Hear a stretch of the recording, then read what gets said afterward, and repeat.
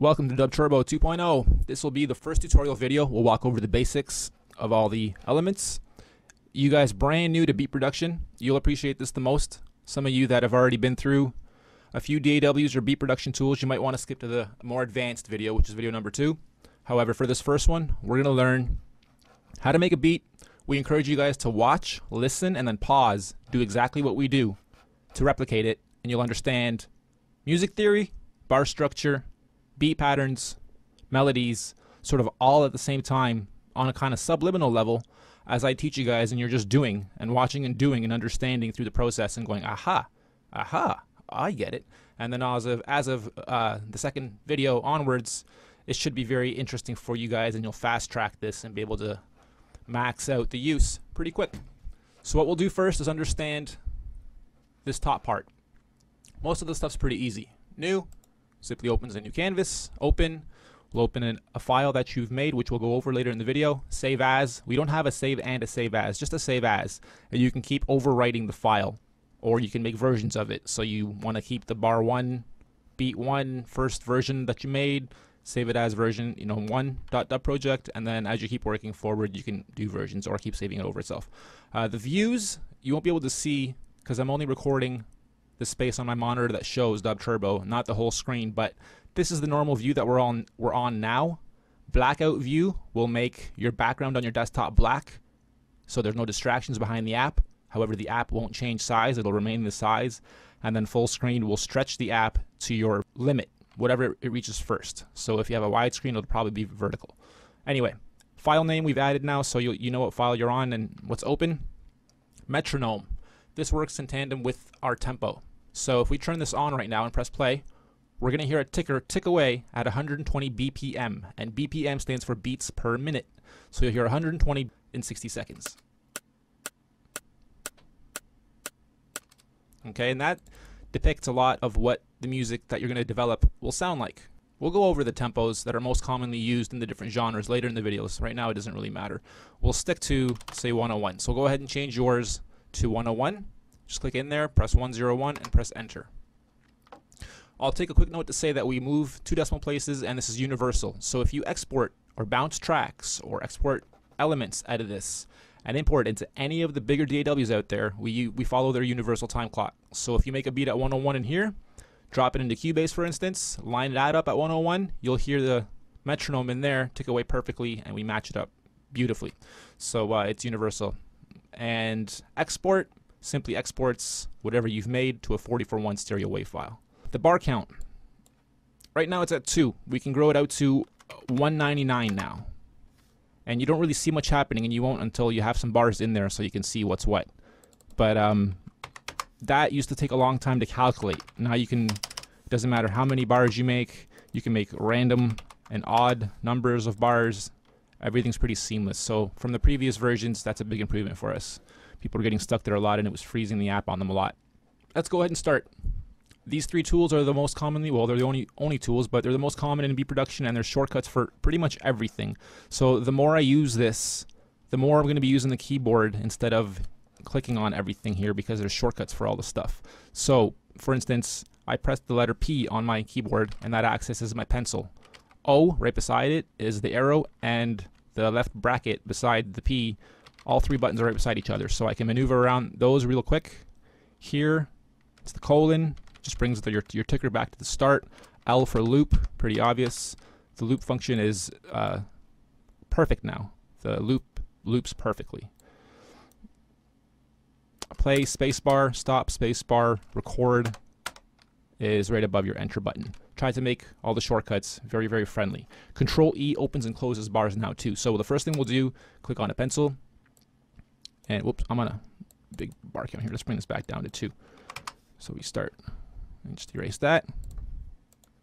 Pencil, click, and you have a bar. Click, hold, and drag, you have 2 bars. If this is open more, you can have longer, but we try to encourage you guys to use 2 bars when you're doing your loops and patterns to then group and grow from, or 1 bar if you're just going to do a quick little addition, like a little crash cymbal to drop a beat in, or a little roll at the end. You'll just want to add 1 bar. I'm going to encourage you guys to always use click, hold, and drag. Use 2 bars at first when starting a beat. Control E.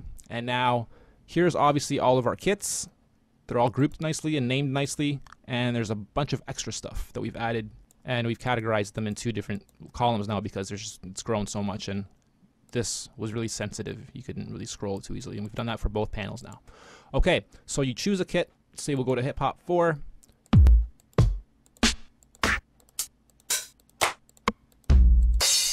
Cool, right? All of those have volumes too, so you can master the kits further than we have. If you think something's too loud or too quiet, you can move that down. These same pads are triggered by the keyboard you type on, numbers 1 through 0 on your keyboard. If you're using the keyboard on the right versus the one on top, you desktop users, then make sure your number lock is on for that to work. And then you can also preview them again here. So as I'm building, if I forget what's what, and I get a little confused on down here, I can just go, okay, that's right, that's my clap, boom. And it's obviously spelled right out for you. But try to make it as friendly as possible for everybody. So we'll start off with a 101 BPM beat. Turn that off. And we'll do a little hip hop beat.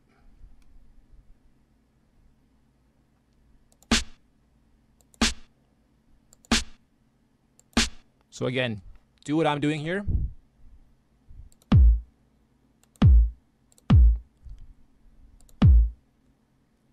And you'll have a very, very simple hip hop beat to start off with. I'm going to add one more here. So if you understand what's happening now, the timing is basically going from here to here. So this is 2 bars because we drew in 2 bars. So you hear 8 ticks. So it's 1, 2, 3, 4, 5, 6, 7, and 8. In between all those ticks, we have 4 spots for notes to go in. Typically on big DAWs, you'd be able to change that so you can have 8 spots or 32 spots in there. We don't do that as a choice to change quantizing. However, what you can do is simply double up your tempo and then draw bars twice as big and work with them that way to split it up. So it's kind of the same thing. You just kind of have to trick out the app. Okay, so we'll go back in here. Oops. Oh, great. I have no tempo.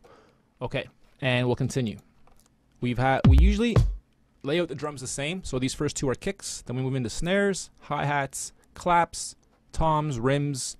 9 and 10 are usually another tom or a crash. 7 through 10 are usually different, but 1 through 6 are always 2 kicks, 2 snares, 2 hi-hats, and then 4 random. That means when I make this beat and then change up the kit after, it's going to remain sounding cool and the same, and I don't have to go in there and switch up, okay, now the kit's on 7, and then, you know, it's all different per kit. Everything's pretty much the same. Once you get down to the voxes and the effects, it's obviously different. But for the beats and for the drums, it's all pretty universal.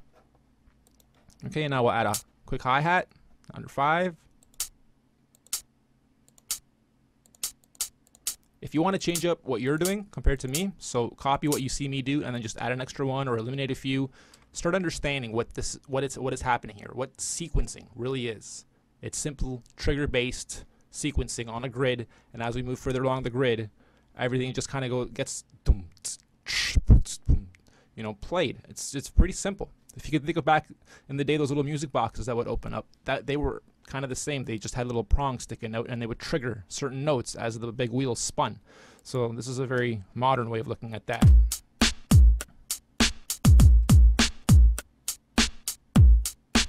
Notice the loop is now perfect. You can turn the metronome off now. That second one, I can do a few things here. I can simply copy that down now, or I can create a new pattern. So I'm on Hip Hop 4, and I have Crunk 2 on channel 2. If I hold down Shift right now, I click on them, and then hold down Shift, and then click, hold, and drag downwards. Now I have 2. So now I have that same pattern on number 2. And here I can change this up so it contrasts that one, or I can leave it exactly the same so it doubles. So now we'll have that same beat going twice. Sometimes it's too much. You'll have to lower one, or like I said before, change it up so that it's a little bit different. Hi-hats, we'll just turn those almost right down. That's really powerful. We'll turn that right down. Maybe move it over a couple, just so it's different.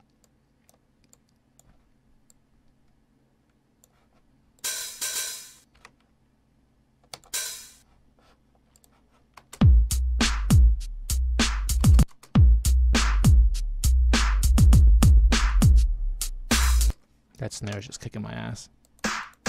Turn that down.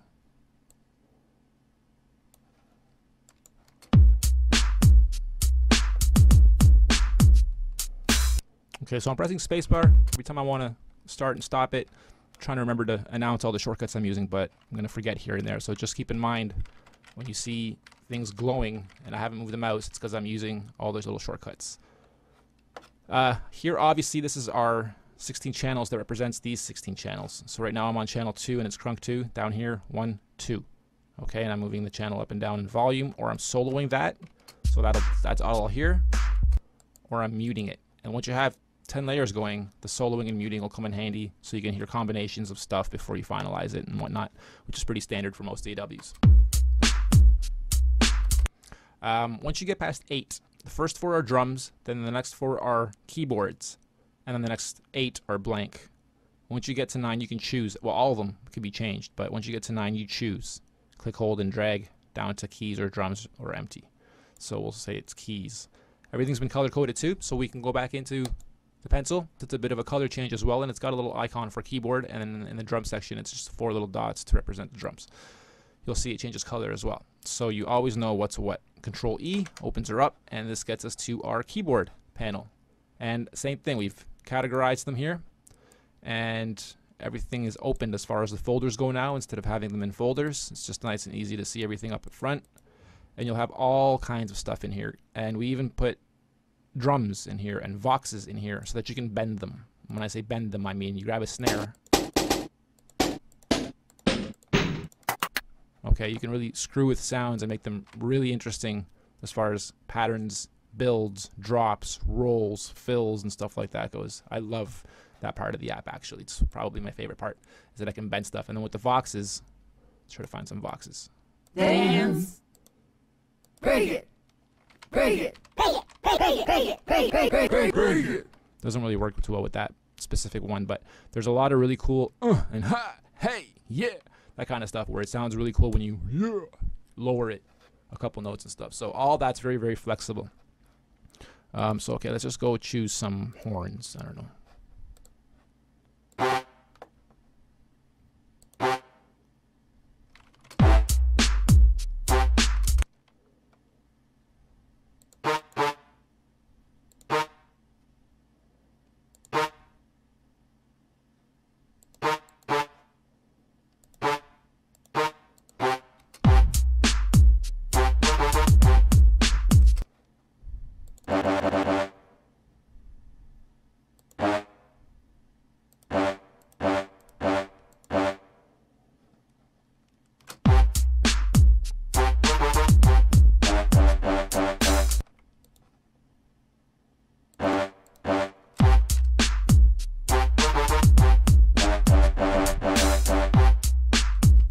Nice and simple. All that can be changed. By the way, let's go back in there for a second. Control E. So I laid it down. Let's see. I'm like, yeah, that sounds kind of cheesy. Let's change it up. Boom. 3.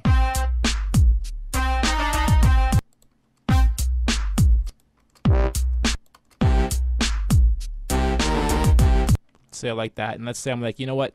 I like that, but it still sounds a little cheese. Let's copy that down. Hold down Control, click, hold, and drag down, and now we have horn fun and bass air.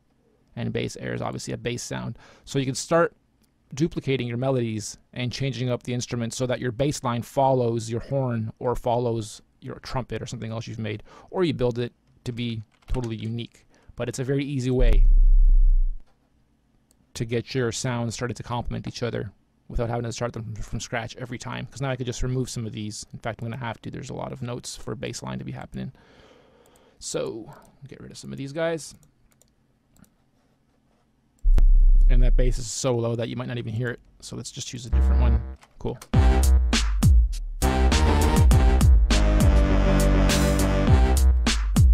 Not bad. Keep going. Oftentimes, most producers will tell you it's almost like an artist drawing. You kind of see what you want it to look like once you're done, but you have no clue how you're going to get there. But you know it's going to sound good. You know the patterns in your head or whatever's kind of fumbling in your head. nothing's really set, so it's not like before I started this track I know exactly what it's going to sound like and I'm just going to go ahead and do it. You'll go through that too. Everything's a creative process, and it's all, hey, that sounds great, or that's crap. It's, you know, get rid of that hook and start something else. And so having said that, you know, a lot of it's exploring the sound kits and the sound library. Some of the sounds are short, sweet, some of them are longer. Unfortunately, it's not sustainable samples, so it doesn't matter how long you hold the note for, it's just going to trigger the sound and play it. And that's that. So we've made everything very diverse, and you have a lot of variety of stuff that's short, long, panned, echoed, not echoed, raw, and complementing itself. Once you have a lot of layers going, it's really, really full and stereo imaged and nice right from the get-go. So you don't have to worry too much about the mastering and compression process afterwards. We do a lot of that for you right up front because the kit library has been built that way to be very flexible for you. Okay, so let's continue finding a good bass here. It's not bad. Probably have to turn that down. That's the horn. There it is.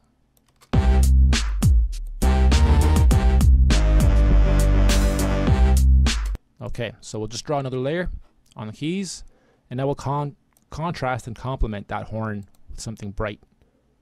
Maybe like a trumpet, a violin. I don't know. We'll go to the second column here and start trying to find some cool sounds.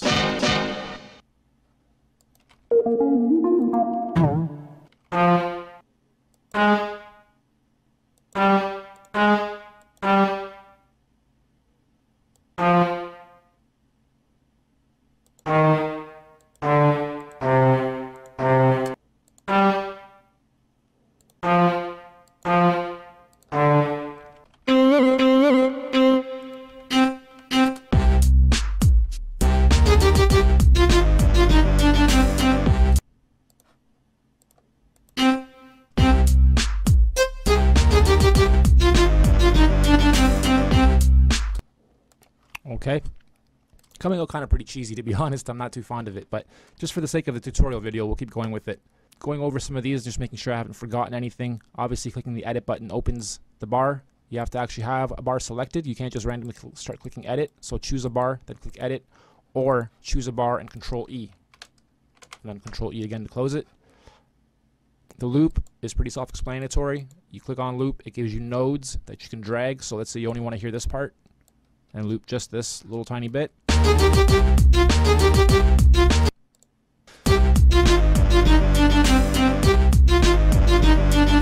Stop that for a second. Bar count. We'll now highlight that, and we'll move that up to 8, let's say, and press enter.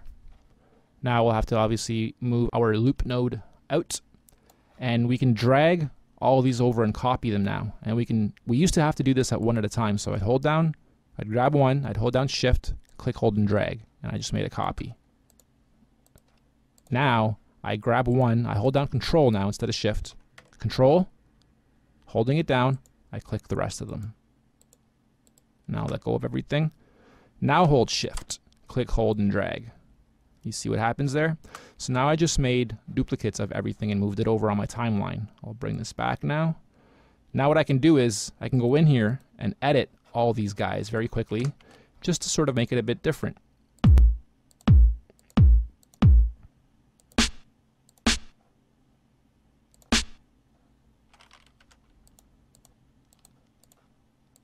And we'll kind of try to do that on all of them.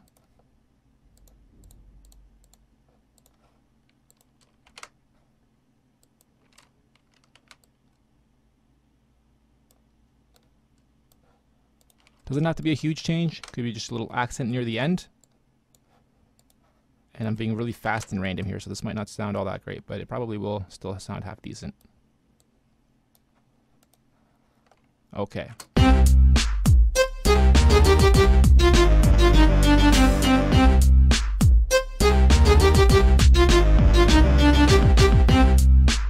And then when we do this again, you can change that last part up even more. So let's do that actually. Again, I'll do really small changes just so you guys are getting it. Okay, I held down control.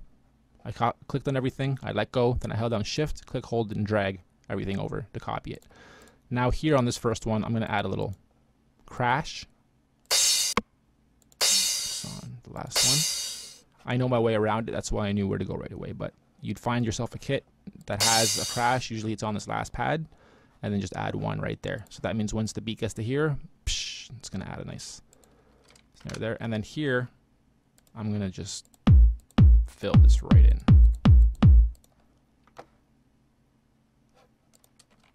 And then I'm going to erase these guys, leaving room for the kick drum up here to go, and then back to here. Okay. I'll be very untraditional here.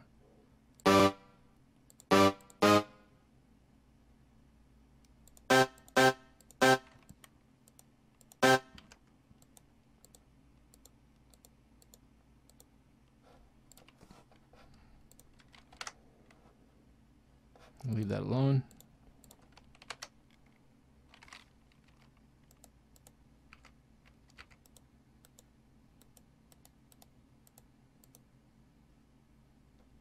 In fact, I'm just going to get rid of all of them except for 1 there and 1 at the beginning. Okay, so now we have a nice 8-bar loop going.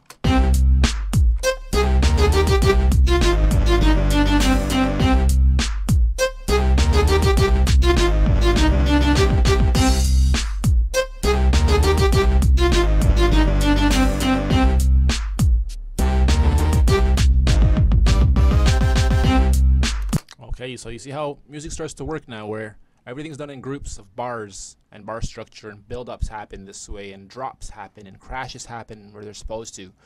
This is sort of the basic fundamentals of music. You're changing the tempo, you're adding different beat structures, and you have house. Kind of works the same. Reggae, same thing. So we'll go through all these genres, music types, and whatnot, and I'm sure already, if you're brand new to music creation, already you understand what's happening. If this is still too fast for you guys, don't be shy to let me know. I'll do an even slower video to slow everything down for you some more, but I'm hoping you guys can keep up with this. It's not that complex. At this stage, you start noticing what's too quiet, too loud, and you can start changing up your volumes and maybe doubling up on more sounds. Like, let's say that horn, I still want another double on that horn. So what I'm doing now is copying the horn bars to another layer down here. I'm going to click edit, click on 1, click edit, and I'm going to find myself something that complements that horn. It'll still follow the same pattern, maybe a guitar actually. Don't really hear it.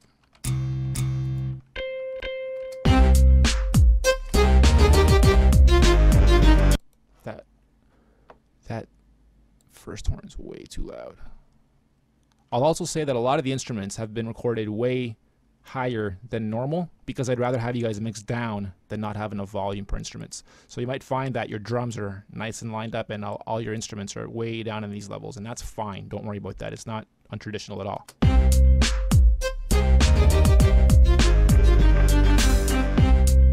It's not bad.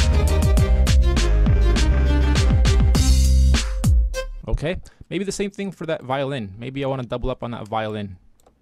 Maybe have a violin going alongside oh,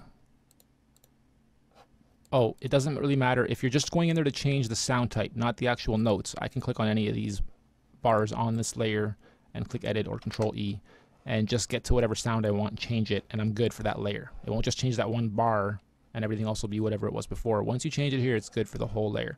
So you're like, okay, layer, well, this one 9, I want to change it. Click on any of the bars, find whatever sound you want, close it, and you're good to go. Well, you'll probably be in there looking at the sounds, trying to find a good one that matches whatever you're trying to match it up to. Violin and cello, that might work well. Gotta turn it down though. And yeah, I already like it. Let's see how it goes.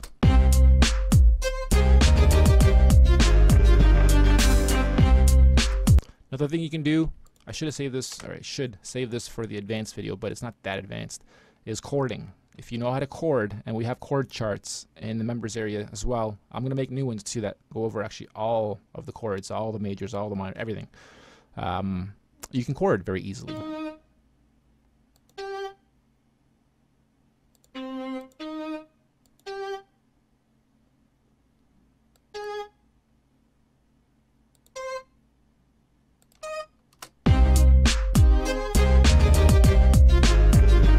Just so you can hear that chording by itself. Let me solo that up.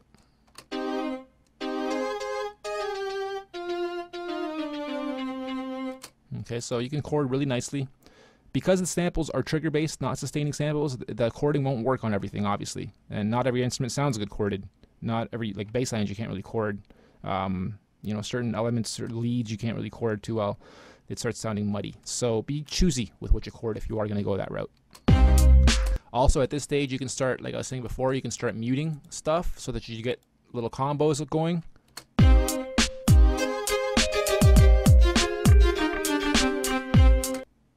Sounds kind of cool. You can mute those, just get the horns and the low end going.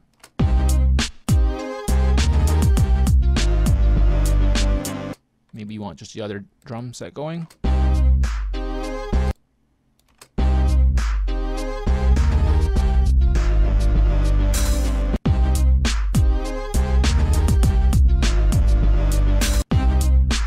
So there we go. I'm gonna leave it there for this video. Hopefully you guys did what I did and you have the same beat going on. What you can do now is save your file. So we'll do that as a last step and then open it. So we're gonna save. It'll just give you a little warning saying make sure to add your .dub project file extension. Don't remove that. I'm just calling it dub test .dub project. You guys can call it whatever you want. You can save it wherever you want on your computer. Just make sure to remember where it is so you can find it after when it comes time to reopen it. Okay, so we saved it. We will export it as well. You'll just see it exporting your arrangement. And this is right now creating a WAV file for you. While it's doing that, I'll also tell you that you can solo each of these and export one layer at a time. So you have every single layer as its own WAV file. You have a collection of all these 8 bars, each instrument, each drum set as its own file. And then you can import all of those into a bigger DAW, a Cubase or whatever, and then keep going with it to grow your full track or to compress or master or effect it any way that you can't in DUBTurbo. What are we at here? 101 BPM. Dub 2 beat. To demonstrate, I'm going to restart the app and then just go to open and go find the file, dub test. You open it. If you press play, nothing happens. There's a very simple solution, and that simply is to click on your loop and then just drag your end loop node and place it again, just anywhere. Just drag it and then re-drop it where it's supposed to be. It should be fine. Otherwise, what sometimes tends to happen is it'll play this first set of bars and the ticker will keep going, but you won't hear nothing. And you'll be like, why is it only playing my first bar? Okay, so this opened. Let's go look at our beat that we made. And double click, and there we go.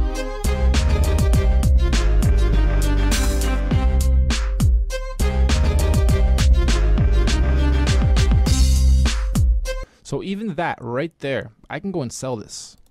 Not to say it's a hot beat and people will line up to buy it. I'm just making a point. That's how easy it is to make a beat with dub. Quick 16 bar or 8 bars. I'm gonna grow this to 32, and now very quickly just show you guys. You know, even at 32, actually screw it. Let's go to 64. 64 bars is enough for a verse and a chorus. Depending on what tempo you're working at too, that's different. And there's no quantizing yet, so that's still even more different. So we can structure out a quick 16 bars at first for an intro or your chorus, and then this rest could just be a verse. And the verse could be the same thing, minus maybe the second overlay of drums. And what else? Maybe minus the horns and just keep the violin going and the cello and the bass. Okay, so a little change up and boom, you have yourself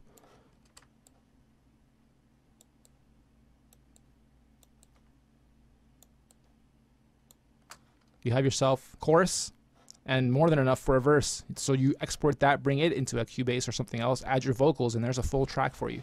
It's that simple with this. Now I can go in here and any of these bars that I edit, it'll edit just that one versus the whole section, obviously, right? So I can do like, you know, take the bass out for this part here. 1, 2, 3, 4. The second half, maybe I want to take those 4 out. Then maybe I want to take those 4 out. You'll start getting creative with how to lay out and structure the arrangement. And you'll notice that once you get out of this and into Cubase or something else, once you import this, you can literally drag any little bit together and string your whole chorus out of that. Or maybe you like, you know, you just did a little bit something different right there, and you really like that, and you want that to be your bridge. So you export and pull that bit and loop that a few times to create your bridge. So it's very, very easy to work with dub and other DAWs. Cool. Hope you guys have enjoyed this, found it informative. Hope I didn't miss nothing. These guys here are just joggers. So instead of opening up the, instead of opening up the bars, clicking on a bar and pressing edit and choosing something, if you want to just go one by one, you can just scroll them here. And then same with the keyboard layers. If you want a keyboard layer, scroll them here. If you're on a keyboard layer and you hit the drums, obviously nothing will happen. So don't be wondering what's going on. Why don't I hear nothing? You're on a keyboard layer. You have to be on a drum layer and you'll hear. And then even then you have to know what you're on to hear that kit that you want to hear. And then if you're on a drum layer and you hit keys, you'll hear the metronome. It's not recordable. It's not a sound. It's just to indicate, hey, you're on a keyboard track, silly. I mean, you're on a drum track, silly. Stop hitting the keyboard. You're supposed to be over here. Okay? Cool. See you guys in the more advanced video number 2. See you soon.